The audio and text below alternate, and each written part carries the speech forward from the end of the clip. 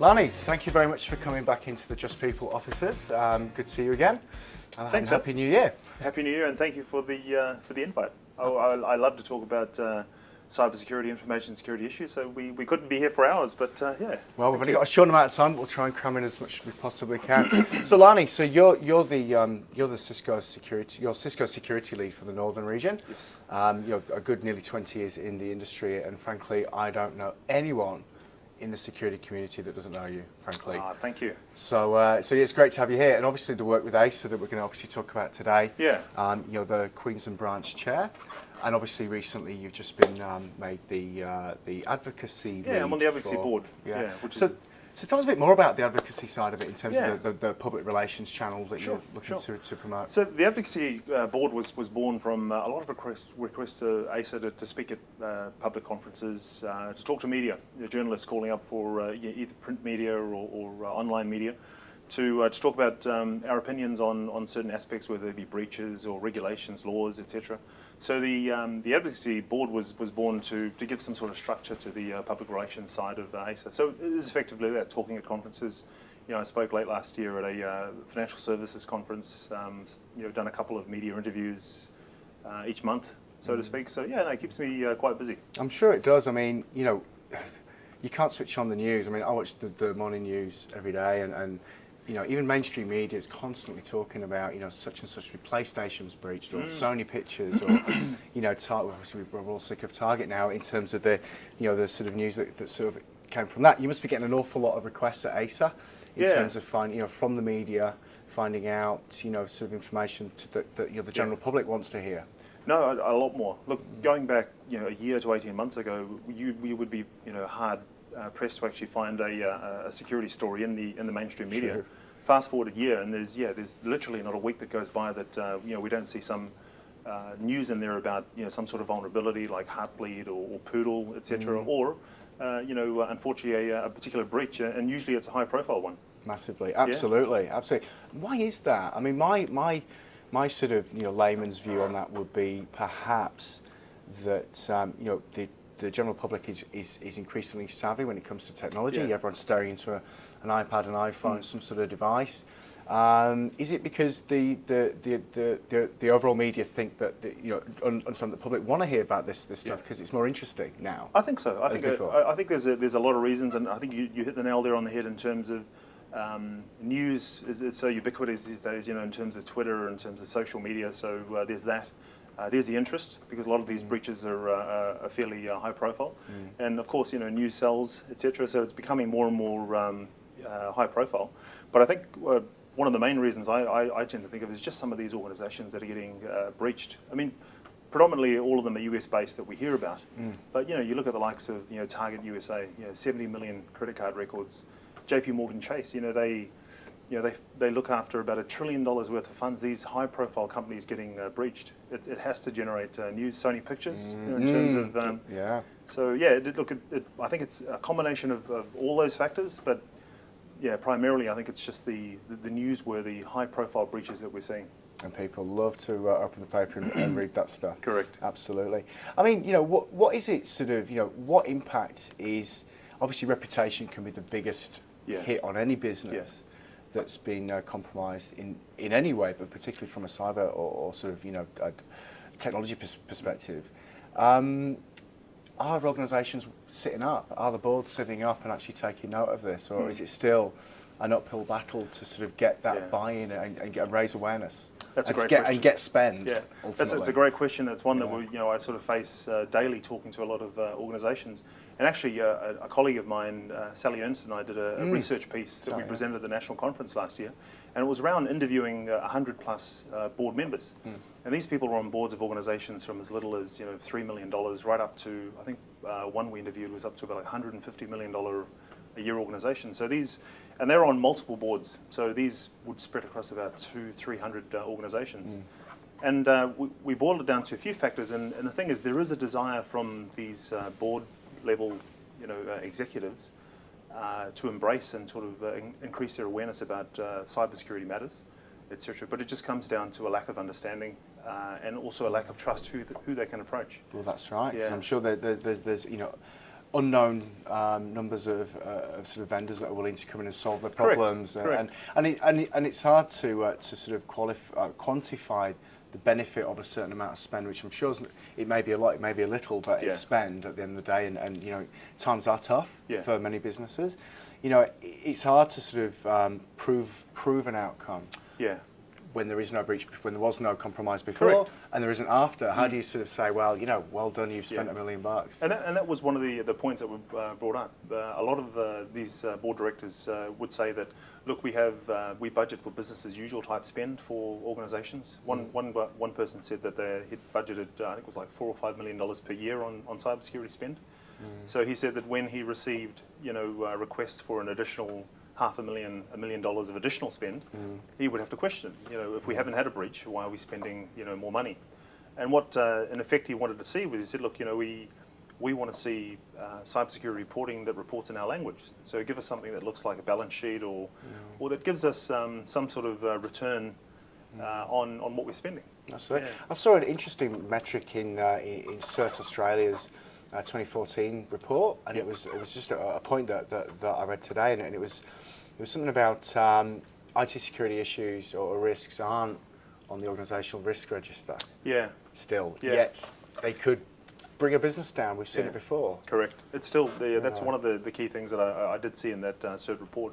But it's something that I see in organisations again over and over and over again. And I think it comes down to the maturity. Cybersecurity as a field, as a practice, as a discipline, you know, is not as mature as a standard IT. So I think Sure. you know, as we see more breaches, as we see more awareness, more spend, we have to justify the spend. So yeah, I think we'll see more. Let's say appropriate practices, like putting it on the company risk register. And actually, even having it maybe owned by the business, maybe Yeah, as opposed to IT. yeah. But I'm sure that's another massive discussion. It is. It isn't is it? another massive Yeah. discussion, and again, it's a maturing of cybersecurity as a practice. We are starting to see it sort of being removed from IT as a sort of, you know, together in terms of its own standalone sort of vertical within organisations of certain sizes. Well, it's not just technology. I mean, coming from, I mean, you know, the fundamentals of security are people, process, and technology. Correct. Process and people can stand aside from technology and still open some pretty scary doors. No, that's right. Into your business. So Yeah. it must be looked upon by, or it could potentially be looked upon as an issue for the CEO. Yeah. Oh, Potentially, absolutely. I you know, absolutely not agree. just the IT guy, you And know. a lot of organisations are doing that. They will have the technology aspect still run by IT, but they'll split out the process, architecture, governance, etc., into another maybe 1 or 2 person team that will advise. That's right. Yeah. But the key there is is whether the advice is strong enough for you know, the powers that be to take notice. Because again, you take that. You know, you do the risk assessment, and you say, well, we accept the risk, we'll keep on Correct. going, and Correct. and there's always that as well.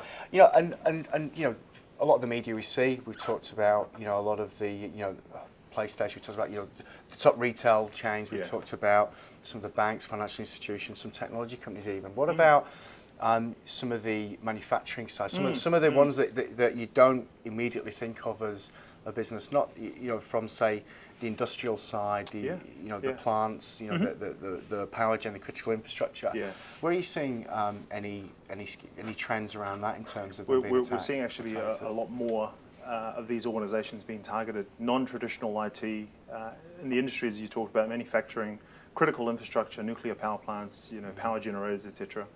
A lot more activity in that space.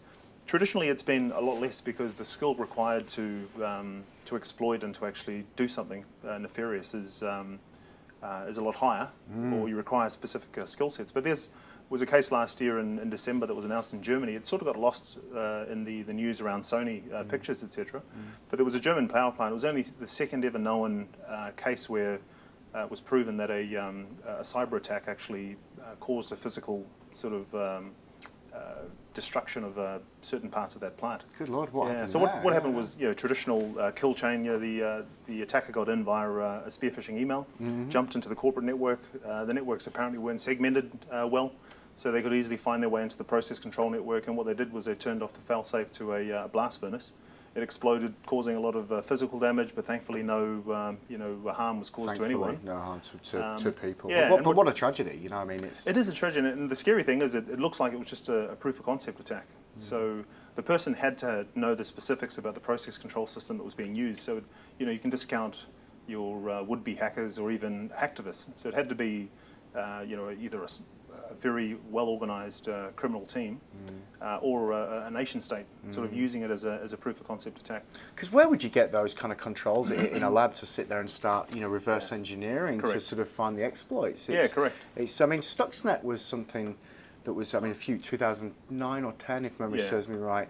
That was another. Is that the one you're referring to? Yeah, that was first. This is the second that we've known about, yeah. And that was purportedly state-sponsored because you had to actually have access to the equipment to work out the sort of things they did. So I don't know about you, but I haven't got a SCADA control system sitting in my backyard. No. But I'm or not sure. robotic arms for blast furnaces either. So it requires a lot of skill. Absolutely. Which sort of points to, as I said, more to a nation state, more to a very highly skilled cybercriminal organisation. That's it. Well, it's certainly a lot to be thinking about for the next few years, and obviously today. Yeah, absolutely. So in terms of ASA, obviously ASA's a great organisation. It's brilliant for Australia. I've been to quite a lot of the Queensland branch meetings, only in the last year or so, but to see the numbers swell. It's just it's fantastic, and a few new faces, and people asking me about it as well in the course of my work. It's just brilliant. I mean, what's new on ACE's sort of calendar and sort of horizon? Well, the numbers is a good point. Look, we had our national conference last year in Melbourne. It was a 2-day conference, right? It was a 2-day conference. Yeah. It went from a 1 to a 2-day conference. We had just under 1,000 people come in, 1,000 members. That's good because you're expecting 800, I think. Yeah, so we more. budgeted for about 800, 900. And we had to wait. We actually had a wait list, so unfortunately we had to turn a few members away. I didn't make the dinner, unfortunately. It was booked up. I didn't really get in there, unfortunately. Yeah. But But no, it's been hugely successful. The national conference. That's something that's growing. But from a local level, we continue to have our branch meetings and networking-based activities, and we've got our own sort of mini conference here in Brisbane in March, which is a good thing. It's BRISSEC. BRISSEC, That's right, BRISSEC 2015. So we've decided to take that national sort of conference feel and give a Brisbane sort of attitude to it. Yeah. And we've got 300 members here locally. So it's a great talent in Brisbane. It's a great talent Meet pool. them every day, and there's some great guys and girls out there doing wonderful things. Highly skilled individuals as well. And very passionate too. Yeah. So we want to engender a lot more sort of engagement in the ASA sort of Brisbane branch. So our Brisbane conference, or BRISSEC, is for our members. So we're looking to get as many of those 300 members in.